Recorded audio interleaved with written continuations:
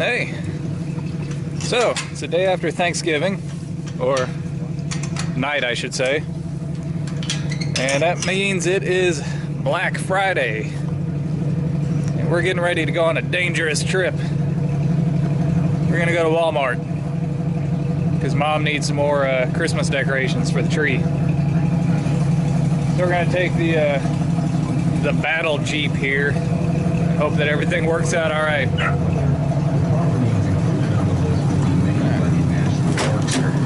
Authorities say a police officer in Hopkinsville is facing official misconduct charges after agreeing not to arrest a woman. Turn the volume down. Alright. Turn the lights on, maybe you can see this. These lights on too. Alright, so one thing that I've done with the Jeep here recently is I put in a new switch for the windshield washer pump. See, before you would just, on the column right here, you would turn this this knob and the windshield wiper blades would start moving and it would shoot the washer fluid up. That hasn't worked ever since I got it, so I added in this new switch down here. Right here it is. It's a little momentary switch, so check this out. You ready? Boom. So yeah, now we got the fluid. You still have to manually work the wiper blades. That's okay. If you're driving down the road, you can turn those on first because that's easy to hit, and then with your right hand go down there and hit the pump. So, just one of the few upgrades that I've done here. I don't know if that's an upgrade. I think it's just kind of a redneck way to get it working. Alright, other things that we've done, we've put in new front brake calipers and pads. Got my tracking gear in the back here because I did go on a search and rescue trip recently. We had a lost hunter and we were able to find him pretty quickly, which is good. Alright, so without further ado, let's get going.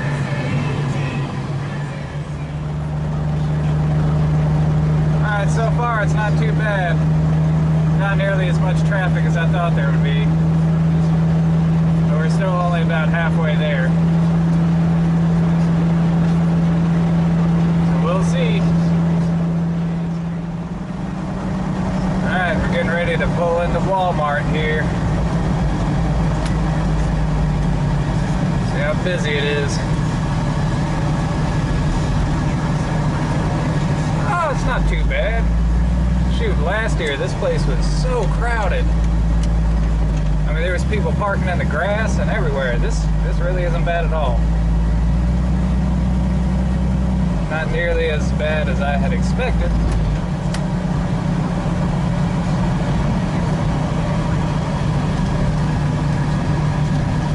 Yeah.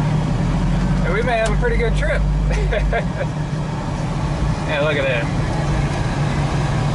Parking lot's maybe 3/4 of the way full.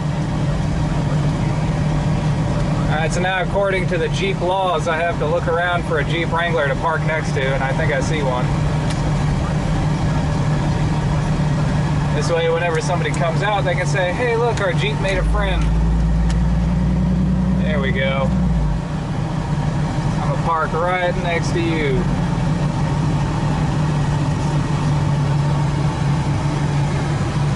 Alright, cool. That's got a heck of a lift on it. That's a sport model. Yeah. Alright, neato. Alright, so other Jeep just made a friend. Alright. Let's do our shopping thing. At some point I need to get a dome light here because you can't see anything in here.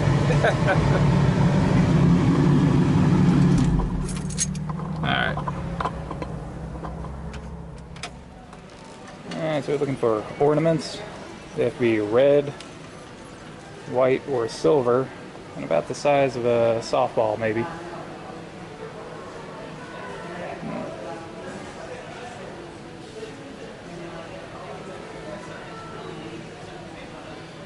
Yeah, let's look around.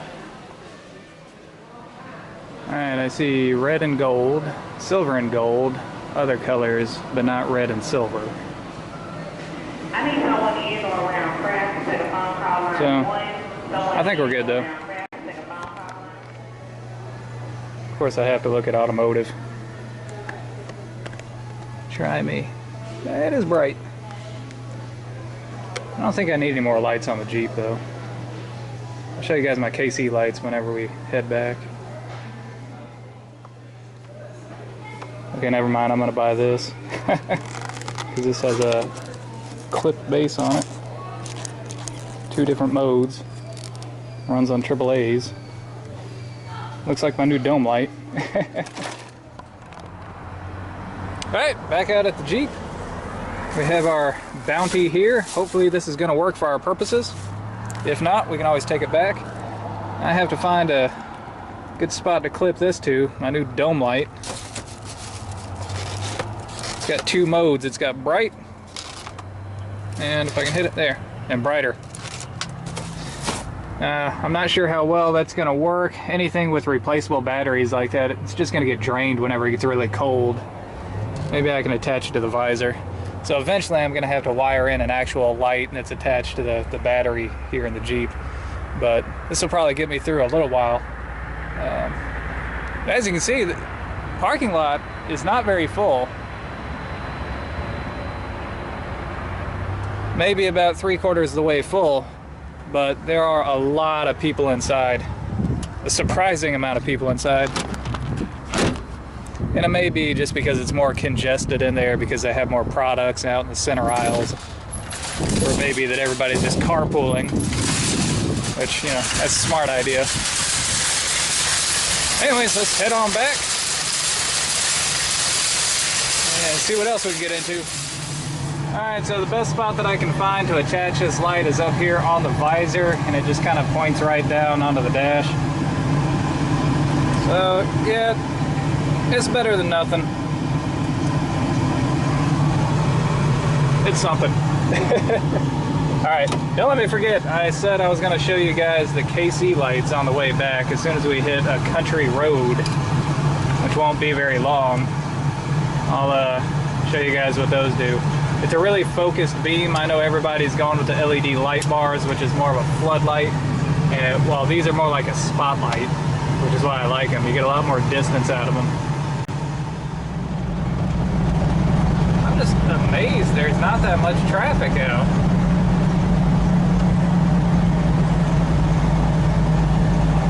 I mean, this isn't even as much as I normally see on a Friday night.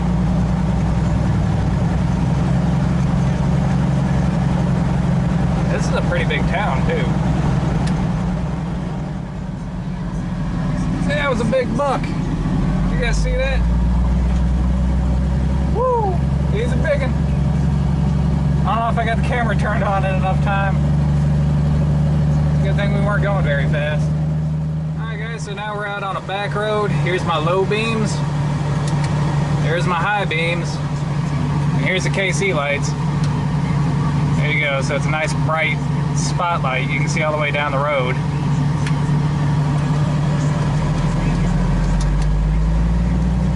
And I'm not sure if it's really doing it justice on camera here. They are exceptionally bright. I will probably put a light bar on the Jeep at some point, just to have some good area lighting, nice floodlight. But I do definitely like the range that the KC lights give you.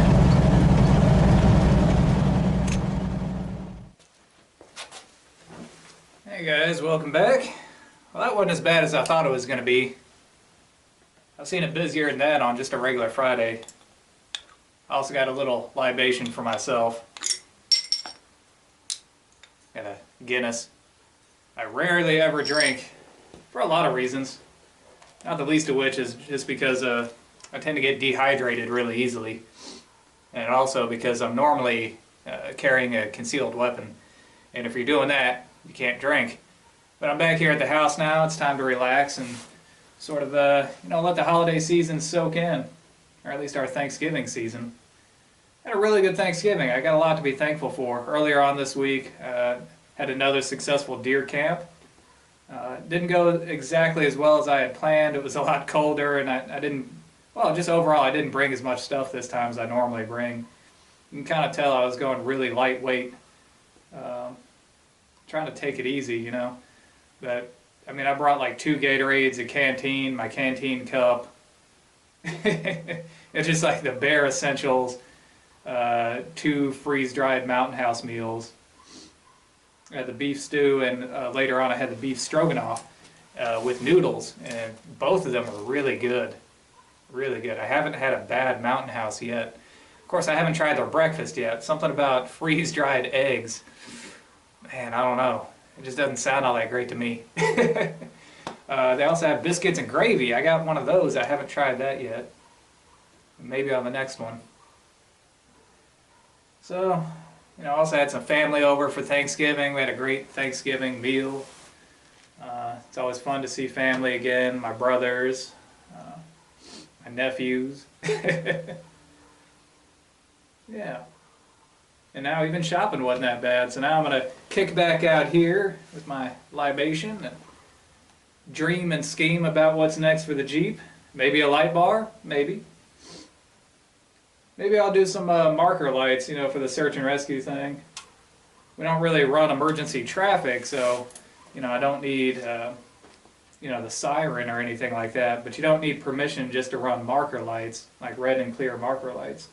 That's just for if you're parked, so nobody hits your vehicle. So yeah, maybe that's next. I don't know. I may have to wait until a tax return before I do anything like that. Yeah, glad I got that fixed up, that switch wired in this week too, for the washer pump. That worked out better than I had expected. The actual switch that's supposed to be the proper fix in there is well over $100, and you got to tear apart the steering column to get to it. It's just overall a huge pain in the neck to try to get it replaced with the proper part. So usually whenever that switch goes bad, people just wire in the pump directly to its own switch, which is what I did there. And it's a lot cheaper. I think everything together, the wire and everything that I got, was maybe 20 bucks. And now I've got a lot left over too, so if I need to wire in something else, all I gotta do is get another switch and I'm ready to go. But yep, overall it's been a great week. Again, I got a lot to be thankful for, and hope you guys do too. Hope you had just as good of a time as I did, if not better. And until next time, thumbs up. Cheers.